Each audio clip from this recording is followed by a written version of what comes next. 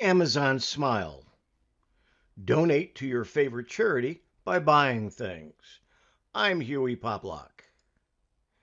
Are you waiting for a package? I usually am.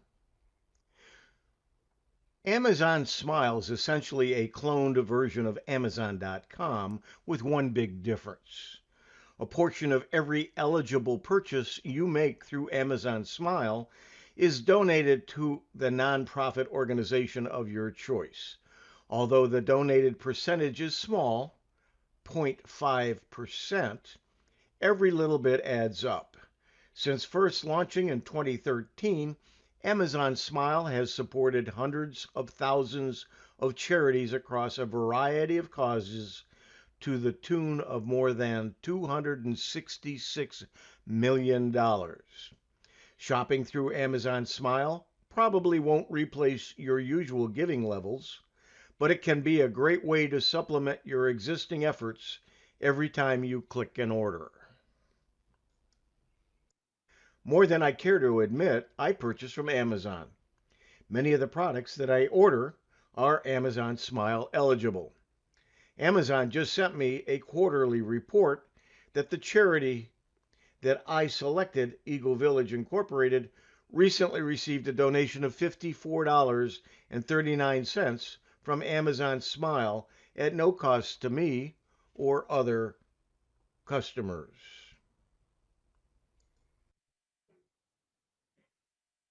This is the logo of Amazon Smile. You shop, Amazon gives. Here's an example of a product that I purchased. Notice the eligible for Amazon Smile donation is circled, and then I've made it bigger so you can see what it says.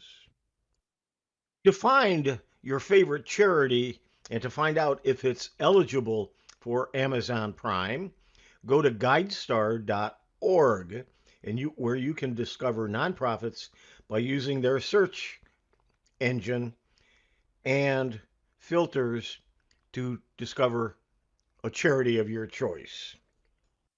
I did a search on user groups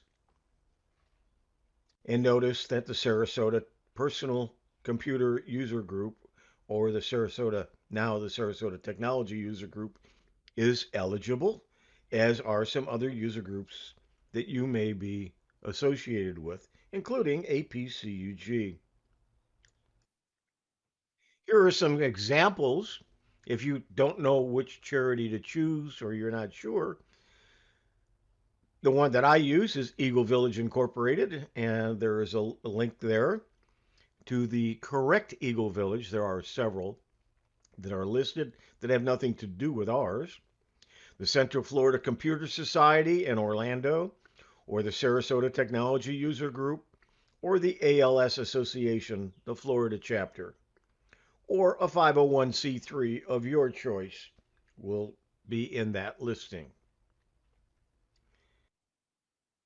Once you have registered the charity of your choice, when you go to Amazon Smile and you do smile.amazon.com, make sure you bookmark that, and that's what you're going to use to sign on to Amazon, and not just amazon.com. You'll see up in the upper left-hand corner, it'll say Amazon Smile Prime, if you're a Prime member, and it will tell you where, of course, you're getting your packages, and then what your charity of that you support will be also listed. Now, I'm not encouraging you to purchase from Amazon by any means, but if you do, be sure to register for the Amazon Smile program and always sign into their website by using the smile.amazon.com, and be sure to bookmark that address, as I mentioned. And that way, at least a small percentage of what you spend will go to the charity of your choice. Please subscribe to the YouTube channel when you take a look at videos on YouTube that you like. It's Ron Brown with Tech for Seniors and another tutorial. Why is my internet so slow? Can it be my hardware? Now you remember the routine. If you like this video, please click the like, and if you want to promote the channel and help us, please subscribe. What is a modem, and does it affect speed? Well, your modem is used to change the signal from a transmission signal to a signal your computer is going to use. So basically, it converts the type of signal that you have. Now, there are different types of modems for each type of signal that you have or may have. For example, the modem is specific to DSL. If you have a DSL signal, then you'll have a DSL modem. If you have a cable signal coming in, then you'll have a cable modem. And if you have a fiber optic modem, you'll have a fiber optic. Sorry, if you have a fiber optic signal, then you'll have a fiber optic modem.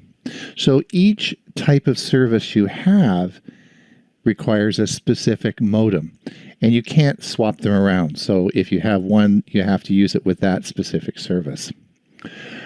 Modems are almost always provided by your ISP. Oh, I'm sorry. ISP is Internet Service Provider.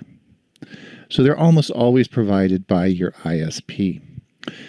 Now, sort of one size fits all. Now, that's not exactly true.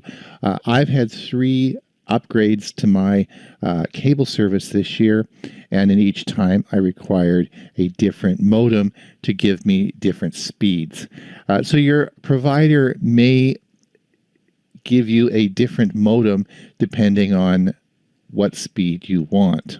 Now, the other thing about cable modems is it's interesting that we have upload and download speed. And have you ever wondered why in a fiber optic connection, you might have 150 megabytes down and 150 up? It's equal. Down and up is equal.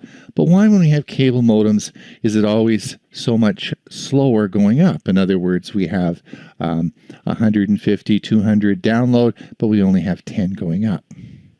And that's because of the software called DOCSIS 3.1 that actually is used in cable modems to transmit the signal. This is not something you can upgrade or change. This is what the cable companies use to transmit the signal. And this is going to change over time as this software improves and changes. But right now, you'll find a big difference in upload and download speed with your cable modem. Most ISPs will provide you with a modem. It's always better to purchase a modem rather than renting it because you're going to pay rental costs over a number of years. The modems are not that expensive. However, most recently, ISPs usually will charge you a rental fee, and it's harder to purchase a modem. Now, a lot of the modems that are provided by ISPs now are a combination modem and router. This is not a worrisome thing because you can always bridge the modem to your own router if you want, but we're going to talk about this a little bit later. I should tell you about a recent federal law. This was called the TVPA, or the Television Viewer Protection Act. This was passed in 2019. And what this says is this: it requires the cable companies to negotiate agreements in good faith. Provides more transparency in your cable bill, so you should know what you're paying for. But here's the kicker: it bans companies for charging extra fees when you use your own equipment. So if you purchased your cable modem or the modem you have many years ago, why can't you continue to use it? This, of course, is a big controversy right now. The ISPs generally are charging you a administration fee or a maintenance fee or some sort of fee surrounding your modem, even if you do own it. There seems to be little incentive to actually put teeth in this legislation. So you can fight that out as you see fit, but most likely you'll be paying some sort of maintenance fee for this combination modem router. Well, what is a router, and can it affect speed? There are 3 main functions of a router.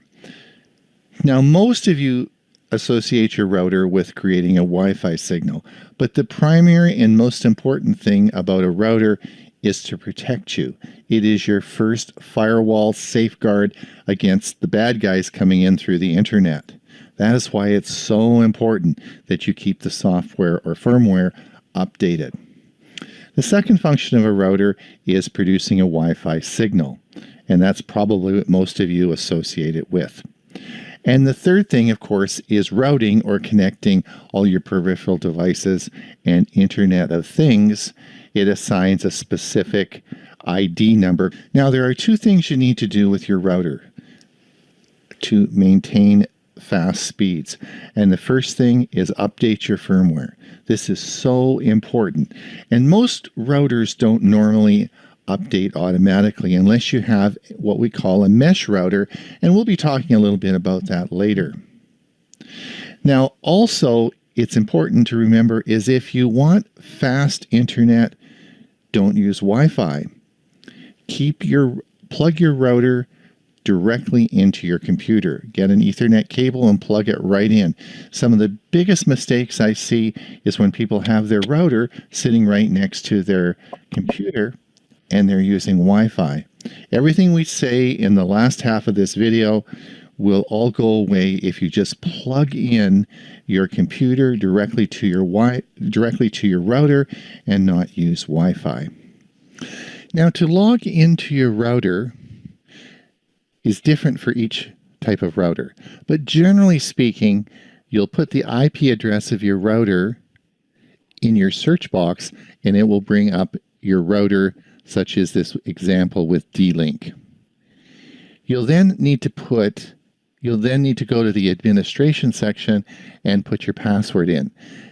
You probably don't know what the password is.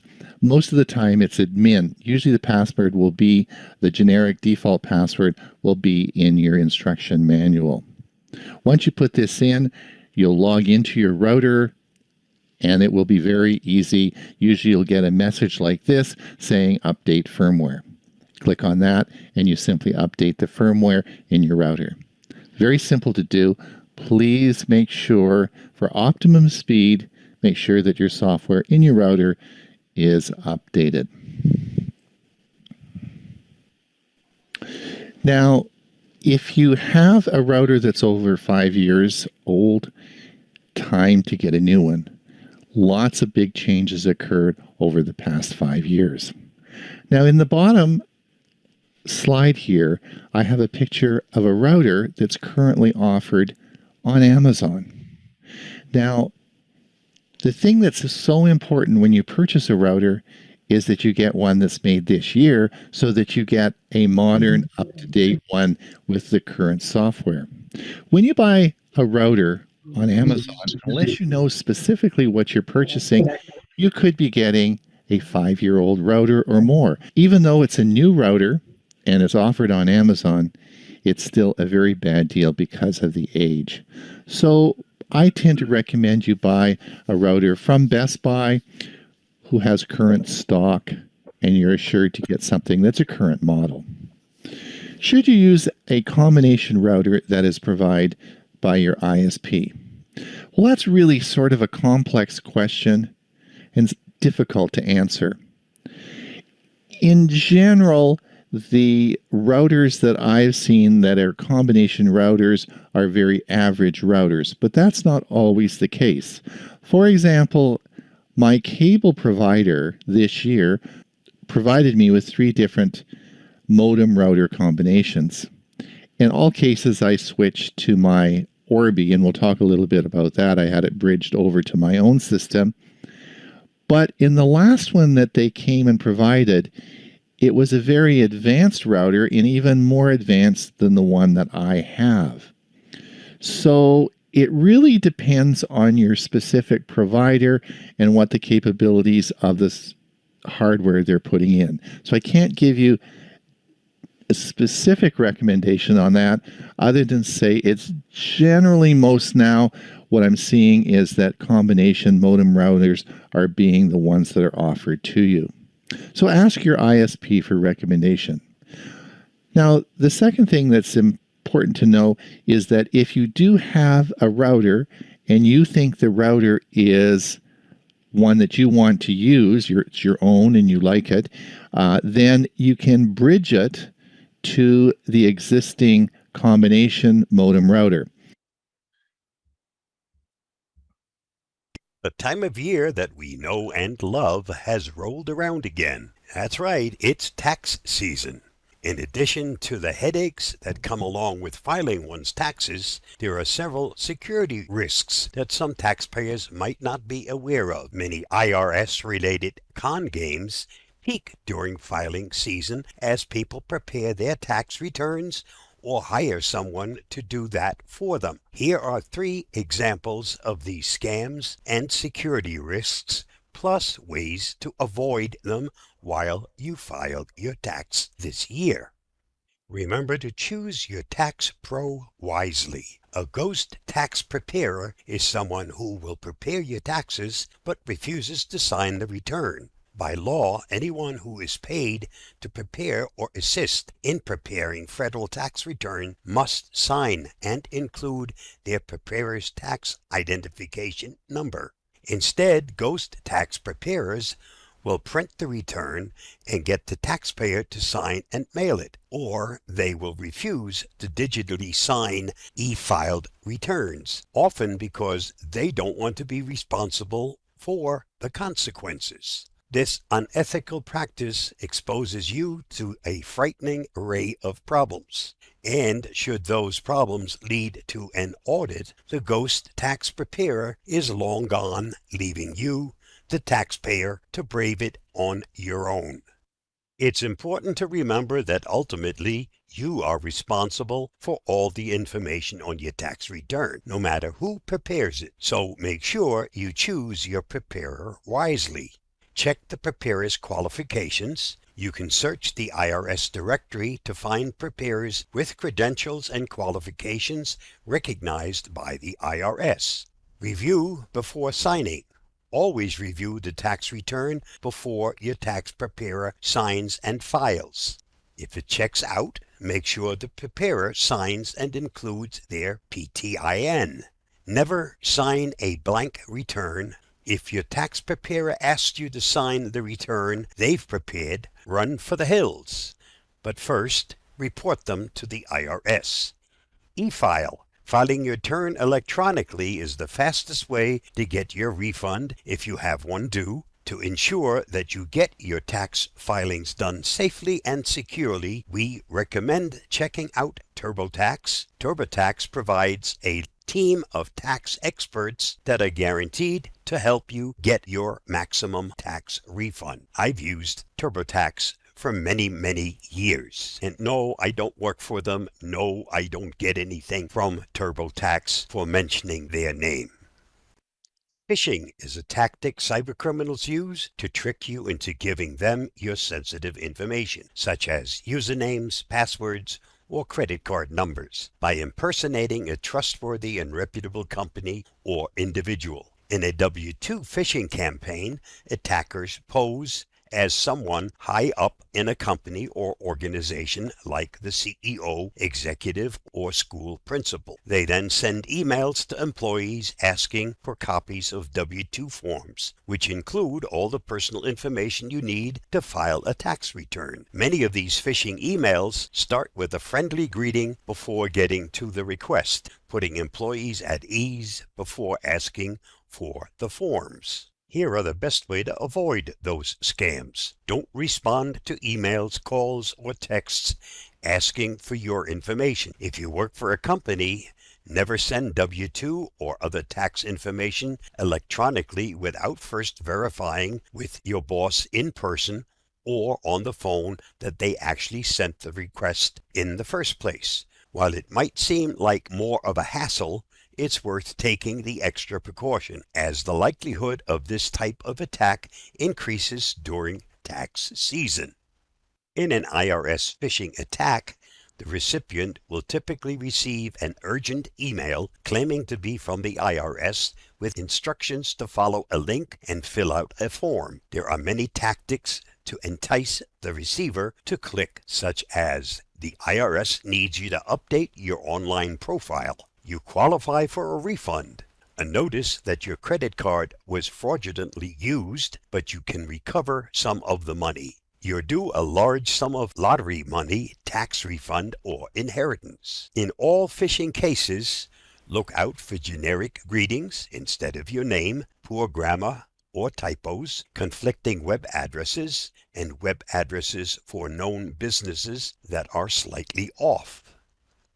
To avoid being scammed, don't click, download, or reply. As a rule of thumb, don't click on links in emails from the IRS.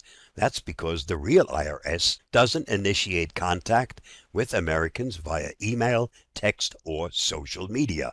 Avast's secure browser and a phishing solution in the desktop browser is the first line of defense against malicious threats when browsing the internet. Our new technology outperforms other anti-phishing modules in other browsers. This new technology leverages Avast's best-in-class threat detection by keeping you safe by preventing access to phishing and other malicious web pages as well as downloads. We make sure that the visited website is not malicious and check if it's legitimate. On top of that, you can open bank mode to ensure you're having even a safer connection, as it will make a virtual desktop to protect you against injections of malicious scripts, keystroke logging, and screenshot attempts by third-party apps. Have a safe and enjoyable tax season.